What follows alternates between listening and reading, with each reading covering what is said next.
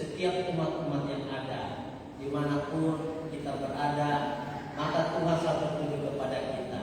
Tapi Tuhan minta juga bahwa kita juga harus hati kita tertuju kepada Tuhan. Dan mari kita akan belajar kebenaran firman Tuhan yang terdapat dalam Bilangan 1 ayat 1 sampai dengan 4. Firman ini ya panjang, ayat 1 sampai 4, tapi kita baca saja ayat 1 sampai 4. Bilangan 1 ayat 1 sampai dengan 4. Dan kalau sudah dapat, mari kita katakan amin. Dan mari kita baca bersama-sama kebenaran firman Tuhan dengan judul perikop Laskar Israel dihitung. Dan kita akan baca dari ayat pertama sampai dengan keempat. 1, 2, 3.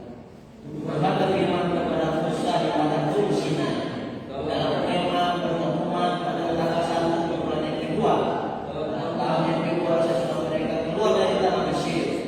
Itulah jumlah segenap umat Israel menurut kaum yang ada dan setiap suku mereka. Dan catatlah nama semua laki-laki Israel yang berumur 20 tahun ke atas, sanggup berperang, orang demi orang.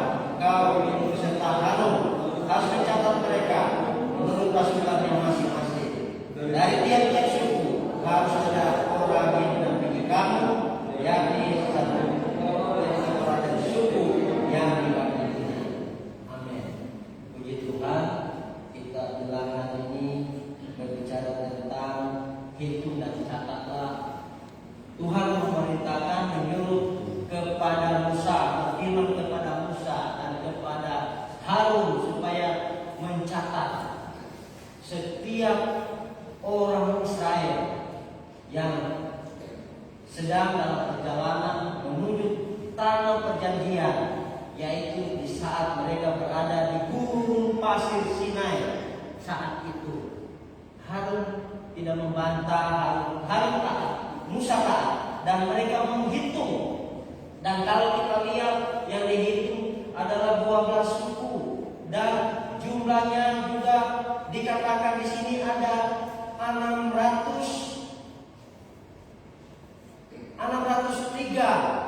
550 orang.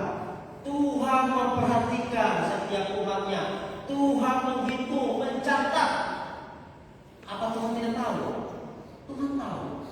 Tapi Tuhan mau menunjukkan kepada bangsa Israel bahwa Tuhan sungguh memperhatikan. Tuhan merasa bahwa inilah milik Tuhan para umatnya, sehingga Ia menyuruh mencatat, ya, mencatat segenap bangsa Israel. Yang dikatakan di situ adalah 12 suku, ya, disuruh pilih laki-laki umur 20 tahun ke atas yang siap berperang, yang kuat berperang. Artinya apa? Bahwa 20 tahun itu berbicara tentang kematangan dan kepribadian yang siap untuk menghadapi berbagai macam kesulitan dalam perjalanan menuju tanah perjanjian. Banyak hal yang harus dihadapi, banyak hal yang akan datang sedang menghadap. Makanya Tuhan mempersiapkan bangsa Israel bahwa untuk menuju ke tanah perjanjian butuh persiapan. Di situ Tuhan berbicara supaya teratur, tertib, terencana. Tuhan menginginkan supaya kita juga tertib, teratur, terencana. Beberapa waktu yang lalu Pak Pendeta tanya kepada saya, sudah catat nama-nama? Sudah. Saya sudah catat nama saya dan istri dan anak-anak saya. Yang satu saya catat, dia sudah berkeluarga. Ini bukan pencatatan biasa. Ini perintah Tuhan. Tuhan juga memberitakan supaya kita mencatat. Kita harus hidup tertib dan teratur dalam hal mengikuti Tuhan. Saudara, jumlah dari setiap suku tidak sama. Ada yang besar, ada yang kecil. Tapi Tuhan tidak membeda-bedakan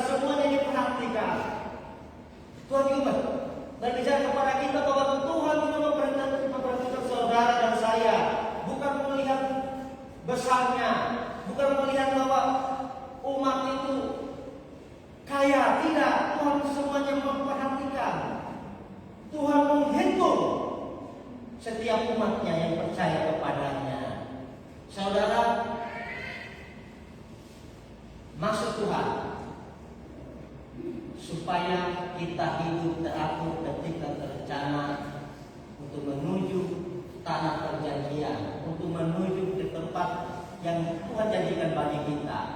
Kita diminta supaya kita disiplin, supaya kita dalam menjalani hidup ini betul-betul tertib, teratur. Saudara, ada kisah teman saya. Dia tinggal di Samarinda. Teman saya ini satu suku sama saya. Kampung saya bersebelahan, di Poso sana bersebelahan. Tapi teman saya ini dia tidak pernah bergaul dengan komunitas kerukunan Poso, tidak ada. Terus dia menikah dengan seorang wanita yang lebih tua, 20 tahun lebih tua dari dia.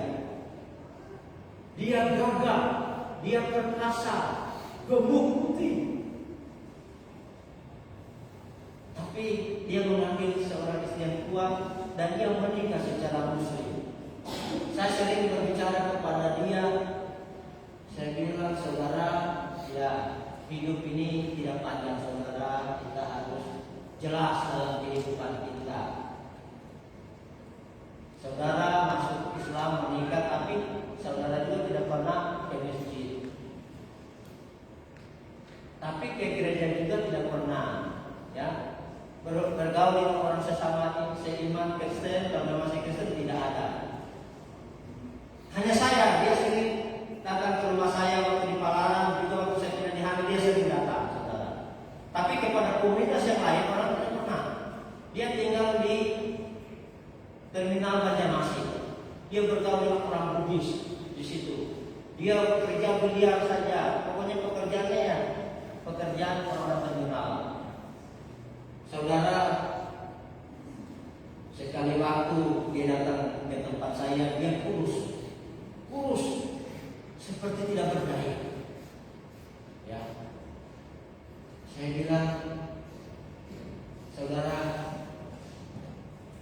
cepat kembali supaya hidupmu lebih teratur, lebih tertib, ya, lebih terencana lagi. Tapi apa yang terjadi, saudara? Tiba-tiba saya ditelepon bahwa dia sakit, ada di ICU rumah sakit umum. Saya ke sana dengan saya panggil Pak RT ke sana dan dia sudah koma di sana. Istrinya bilang dia jatuh dari ranjang, kemudian dia koma. Saya bilang, Pak RT, kita doakan. Kami doakan, dia menangis, saudara, tapi tidak bisa berbicara, cuma air matanya menetes. Pasti dia mendengar doa kami. Kami bilang, ampuni kami, kemana kesalahannya Tuhan.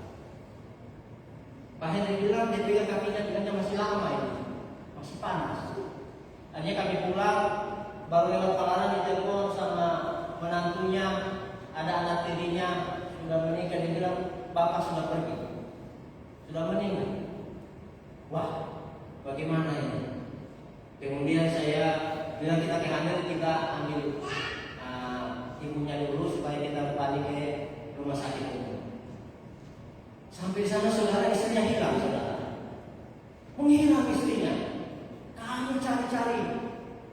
Rupanya istrinya ketakutan, saudara, karena dia masuk ke rumah sakit itu pakai BPJS nama orang lain, bukan nama dia. Dan akhirnya orang itu yang dinyatakan meninggal, bukan dia. Nah, ini sudah penipuan, dan orang itu beberapa BPJS-nya dinyatakan orang itu telah meninggal dunia. Terpaksa kami urus di rumah sakit, dan saya cari saya dapat, saudara. Ternyata saya takut kena masalah ini, karena dia pakai BPJS orang lain. Kemudian saya tanya, kira-kira dibawa kemana ini? Dibawa, karena dia kos satu kamar di dekat terminal. Mau dibawa kemana, saya bilang? Waduh, orang kos tidak terima kalau dibuat di situ untuk jenazah. Saya bilang, kalau begitu bawa aja ke rumah orang tua ibu di sana-sana, karena orang sana-sana ibu ini, Kampung Jawa. Oh, saudara, saya tidak terima. Loh, jadi bagaimana? Terus bagaimana nanti siapa yang mendoakan? KTP-nya dia Muslim. Oh, dia bukan Muslim, dia Kristen. Karena selama ini dia tidak pernah sholat, bilangnya dia Kristen. selama ini masih makan babi bilang. Dia masih Kristen. Wah, dia bilang gimana ini kalau begini? Akhirnya terpaksa karena saya sebagai ketua rukun poso ya waktu itu. Jadi saya telepon KRS minta tolong ambulannya dikirim. Kemudian saya telepon lagi satu perusahaan tolong dibantu penting jenazah diambilkan dari Tunggahayu. Kemudian istri saya cari jas bajunya apa untuk dipakaikan. Kemudian kami cari pendeta di Samarinda. Ada seorang pendeta mau melayani. Karena tidak ada rumah duka, kita bilang kita doakan aja di ibadah di kamar jenazah. Kemudian kita langsung start. Kita cari pemakaman. Pemakaman di kilo berapa sana 2 juta lebih. Nah, kami cari yang termurah, ternyata dapat sama ada seberang itu 800, tapi paling gunung, tinggi gunungnya bukan main. Akhirnya kami kemudian kami ibadah baru kami kemudian. Ini karena tidak teratur, tidak tertib dalam mengikut Tuhan. Ini pembelajaran bahwa kita perlu supaya kita harus tertib dan teratur. Saya sering ingatkan, penting kita ada dalam satu gereja, penting kita tercatat, penting kita ada satu komunitas kekeluargaan, supaya ada apa-apa tidak menyulitkan. Ya. Tapi ya orang saya sudah berapa kali ya, karena dia terlalu duniawi, banyak duniawi, dia tidak pernah mengingat untuk ke Tuhan karena ya terlena dengan kehidupan dunia. Ya pernah juga saya ke rumah adiknya, kos di Garuda situ, saya ke sana, saya masih bujang waktu itu. Kemudian datang ini teman ini, dia bawa perempuan, katanya istrinya juga. Terus dia nyewa kamar kecil adanya yang kedua itu. Setelah datang 1 jam di kamar, mandi pergi. Wah, aku bilang ini kehidupan seperti apa ya? Saya sudah sering ingatkan sebenarnya kita tidak selamanya kuat dan sehat. Apa yang terjadi? Tragis. Nah, saya pernah ke rumahnya waktu dia masih sehat. Saya ke rumahnya dan istrinya itu senang kalau saya datang, karena saya kalau kan sering bantu mereka karena saya lihat kehidupan mereka, saya sering bantu lah untuk uang belanja atau apa. Jadi waktu saya datang itu dengan teman, istrinya diam aja, tidak buat teh, tidak buat kopi. Lama dia rangkul istrinya, dia sambil pukul-pukul bahunya. Dia bilang sama istrinya, "Dek, cintaku ubah mati kepada diri." Wih, langsung istrinya bilang, "Sebentar ya, jangan pergi sama dia ayam 2 ekor." Rupanya dia senang itu sama ini bapak suaminya ini. Rupanya itu yang saya tidak terus, saudara. Tapi kalau setiap ketemu saya bilang, saya sering ajak dia, kita ibadah yang ada ibadah kerukunan kosong. Pernah dia sekali datang, setelah itu tidak datang lagi. Nah, ini yang saya lihat dari ayat ini. Bilangan 1 ayat 1 sampai 4 ini, kita perlu supaya hidup yang tertib, teratur dan terencana dalam kehidupan mengikut Tuhan. Tuhan menginginkan kita supaya kita tertib dan teratur. Ya, saudara, kalau kita lihat dalam ayat 1 dikatakan bahwa ya Tuhan berfirman kepada Musa di padang gunung Sinai dalam kemah pertemuan.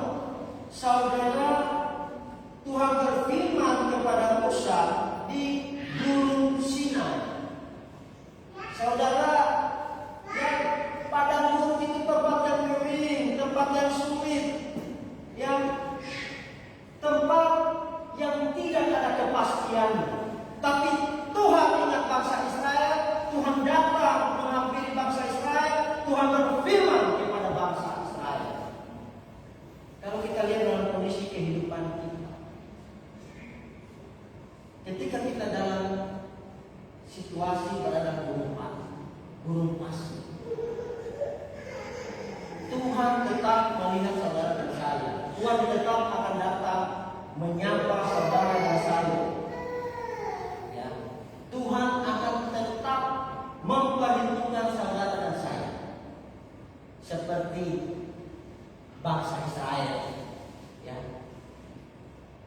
Tetapi Tuhan menginginkan supaya saudara dan saya taat dalam mengikut Tuhan, supaya kita taat dan tertib dalam mengikut Tuhan. Gereja kalau tidak tertib, tidak akan berkembang. Kita lihat dalam administrasi gereja GKT, tertib dan teratur, tercatat. Ini perintah Tuhan. Jangan kita menyepelekan hal-hal seperti ini, karena Tuhan sendiri yang memerintahkan, hitung dan catatlah. Setiap kita, Tuhan tidak melihat keberadaan saudara dan saya, posisi dalam kehidupan bersosial kita. Tuhan mencatat, Tuhan menghitung saudara saya. Dan Tuhan berbicara waktu itu di kemah pertemuan. Kemah pertemuan itu adalah tempat ibadah. Artinya apa? Tuhan mau berbicara kepada saudara dan saya di tempat kemah pertemuan, di tempat rumah ibadahnya Tuhan. Seperti ini. Tuhan meminta supaya kita terarah dan tertib, supaya Tuhan bisa menyampaikan isi hati Tuhan kepada saudara dan saya. Tuhan katakan di kemah pertemuan, ya, Allah menghitung umatnya satu persatu. Kalau tadi dikatakan umur 20 tahun itu berbicara tentang kematangan kesiapan, bahwa kita, Tuhan minta juga kita matang dan siap untuk menghadapi perjalanan kita menuju dalam perjanjian, tanah yang tempat yang dijanjikan oleh Tuhan. Dalam perjalanan menuju ke tempat ini, Tuhan mencatat kita, Tuhan memperhitungkan kita. Itu tanda kepedulian Tuhan kepada saudara saya. Tuhan merasa bahwa Tuhan memiliki kita, maka Dia mencatat, Dia menghitung.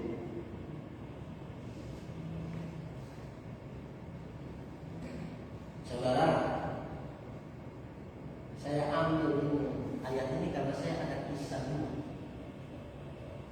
Ini satu suku saya juga, dia tinggal di Balikpapan. Dan Om ini termasuk kita tuakan dulu di Balikpapan, karena dia lebih tua jauh. Dan dia kapten kapal, dulu waktu di kapal dia polisi. Kemudian dia lari dari tugas karena dia kecewa katanya dengan istrinya. Permasalahannya, dia tinggalkan dan dia ke Manado sekolah pelayaran, dan dia menjadi pelaut, seorang kapten. Ketika di Samarinda, saudara, setiap dia turun dari kapal, diskotik itu dia tutup, tidak boleh. Hanya kru mereka yang boleh di sini. Dia bayar, uangnya melimpah. Kemudian dia menikah lagi dengan orang Manado. Kemudian dia 2 kali menikah lagi sama orang Manado lagi 2 kali. Kemudian terakhir dia menikah dengan orang Bali. Dan dia Islam, menikah Islam. Terus saya bilang, Om ini Kristen atau Islam? Dia bilang Kristen. Saya sudah di gereja, tapi orang kan Islam. Terus dia bilang begini, dia bilang, Dek, ibarat kata saya ini ikan di laut. Saya hidup di air asin, tapi daging saya tidak asin. Itulah saya. Saya bilang tidak sesederhana itu firman Tuhan. Tuhan menginginkan hati memang, tapi Tuhan ingin melihat kita benar-benar memuliakan, memuji Dia tanpa harus mengkhianati Tuhan. Dia kan baca pasal artinya sudah mengkhianati, ya kan? Sakit, saudara. Terakhir dia jadi tukang ojek di Balikpapan, karena sudah tua tidak punya pekerjaan di luar ojek. Nah, dia sedang juga yang datang ke hari ini, datangi saya Om ini. Ketika sakit, saya ke Balikpapan, saya suruh dia berobat apa semua. Kemudian sekali waktu saya ditelepon sama istrinya, kata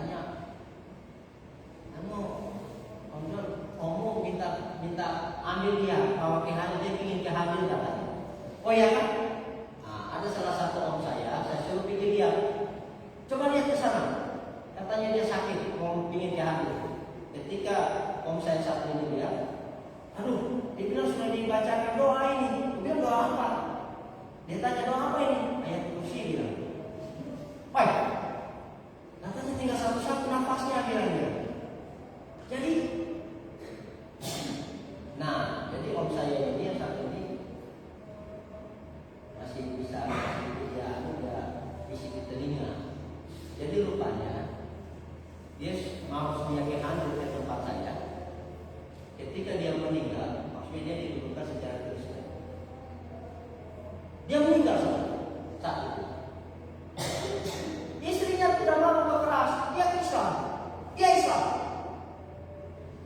Kita bilang, ini katanya dari kerukunan konsep sana, dia mau dia secara Kristen. Oh, tidak bisa, dia Islam. Nah, karena istrinya berhak ya, karena dia ada pernikahan yang sah, dikebumikanlah secara Islam. Nah, ini karena tidak teratur, tidak tertib dalam mengikut Tuhan. Apa jadi? Tragis. Kisah ini bilang ini dua orang ini dekat sama saya, teman-teman baik saya. Saya sering berkomunikasi dengan mereka. Ya, saya sering sampaikan, bilang harus kembali.